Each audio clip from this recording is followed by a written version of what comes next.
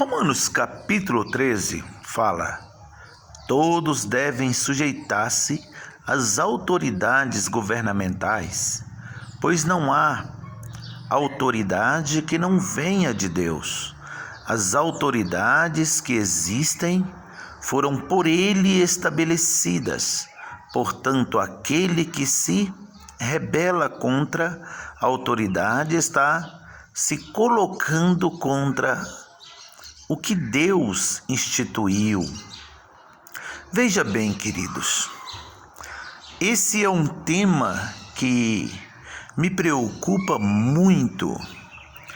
Temos diversas autoridades e hoje as autoridades governamentais, elas são escolhidas na votação.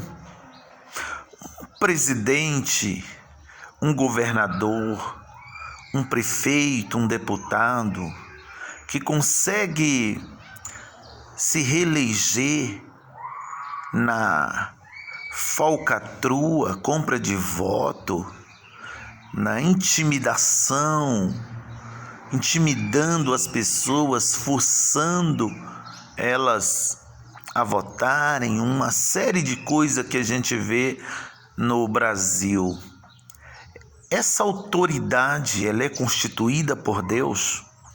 Tivemos governos satanistas, homens que fizeram cambalacho, fizeram trapaça, fizeram tudo e conseguiram o poder. Essas autoridades, de fato, foram por Deus constituídas? Nós precisamos entender. Paulo fala toda autoridade é constituída por Deus. Em que tempo Paulo fala isso?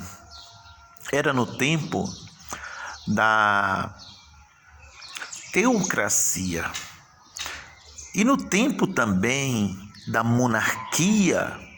O primeiro rei de Israel, Saul, foi Deus que escolheu.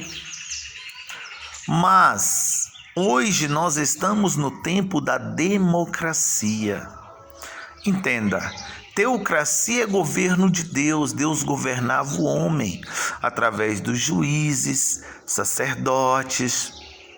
Mas Israel, o povo de Deus, rejeitou o governo de Deus. Israel quis ser igual a outras nações. Israel quis rei. Israel cansou do governo de Deus. Israel falou: não queremos mais o governo de Deus. Queremos ser igual a outra nação. Queremos ter governo, queremos ter um rei. E Deus falou com Samuel. Quando Samuel estava triste, Deus falou: não entristece, Samuel. O povo não te rejeitou, mas me rejeitou. Mas eu vou dar um rei para eles. E Deus deu Saul. Tem gente que fala que Saul foi um péssimo rei. Saul era o melhor governo, o melhor homem que tinha em Israel. Saul, a Bíblia diz que ele sobressaía da cintura para cima. Era belo, era formoso, era guerreiro valente, era servo, era humilde. Lembra quando Davi foi procurar as jumentas do seu pai? Quando o servo dele fala: vamos até o profeta. Ele falou: não temos nada para levar para o profeta. Como iremos de mão vazia? Nossas mãos estão vazias, então não podemos ir lá. Olha que homem generoso, preocupado em visitar o profeta e não ter nada para o profeta. E o profeta Samuel falou tudo com Saul que ia acontecer. Quando ele volta, que as jumentas já foram encontradas, o seu tio fala o que o profeta falou. Diz a Bíblia que ele guardou em segredo aquilo que Deus havia falado.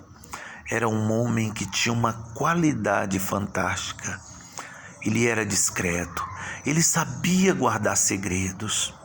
E quando estava na festa dos profetas e tal, que chamaram o rei, que ele seria o possível rei de Israel, Saul estava escondido entre as bagagens, onde guardava as bagagens.